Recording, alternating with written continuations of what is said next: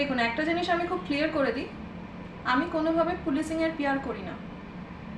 যার হয়ে পিআর করি তার একটা নিজস্ব ক্রিয়েটিভ সাইড আছে, সেগুলোকে প্রমোট করার জন্য আমি তার পিআর করি। আমি কিন্তু কোনোভাবে তার পুলিশিংয়ের পিআর করি না।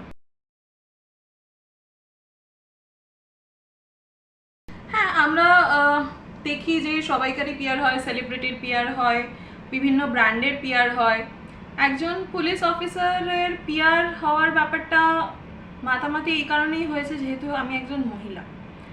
আজকে যদি আমার জায়গায় কোনো পুরুষ থাকতো এত মাতামাতি হতো না।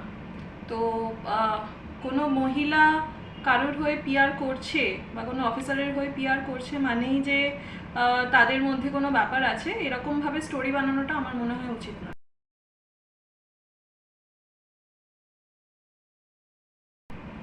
হ্যাঁ, আমরা এটা দেখেছি কি আমরা না পার্সোনাল আর প্রফেশনাল লাইফটা প্রচণ্ডভাবে গুলিয়ে ফেলি। তো এই গুলিয়ে ফেলার কারণেই না এত প্রবলেম ক্রিয়েট হয়। আমরা যদি আমাদের পার্সোনাল লাইফ আর প্রফেশনাল লাইফ আলাদা রাখতে শিখি তাহলে আমাদের মনে হয় না যে জিনিসগুলো বেশি কমপ্লিকেটেড হয়।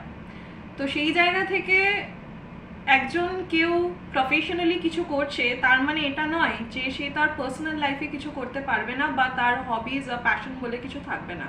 অবশ্যই সেগুলো থাকবে, অ্যান্ড সেগুলো নিয়ে চর্চা করার প্রত্যেকটা মানুষেরই অধিকার আছে। তাই আজকে আমি টিচার হই বা পুলিশ হই বা ডাক্তার হই বা যে কোনো প্রফেশনেই আমি থাকি না কেন, তার মানে এটা না যে এগুলোর বাইরে আমি আমার পার্সোনাল লাইফে আর কিছু করতে পারবো না বা আমি আমার হবিজ আর প্যাশনটাকে লাইফে এগিয়ে নিয়ে যেতে পারবো না।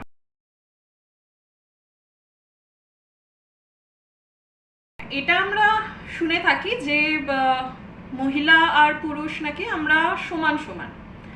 তো যদি আমরা সমান সমানই হই তাহলে একটা মেয়ে যদি একটা ছেলের হয়ে কাজ করে বা একটা ছেলের সাথে বা চারটে ছেলের সাথে কথা বলে তাহলে তো তার চরিত্রে দাগ লাগাটা উচিত নয়। আর আজকে যে এই কাজটা করছে তাকেও দেখা গেছে যে সে মহিলার হয়ে প্রতিবাদ করছে, সে সব কিছু করছে। তাহলে সে যখন সেখানে সেটা করছে, তার ওপর দেশের প্রধানমন্ত্রী মহিলাদের যখন এত সম্মান দিচ্ছেন, তাহলে সেখানে উনি একজন আইনজীবী হয়ে সে যে মহিলাকে সম্মান দিতে পারছে না, সে যে একজন মহিলা পিআর করছে বলে সেই মহিলা নাকি তেলে বেগুনে জ্বলে উঠছে, আরও অনেক নোংরা নোংরা ভাষা শোনা গেছে।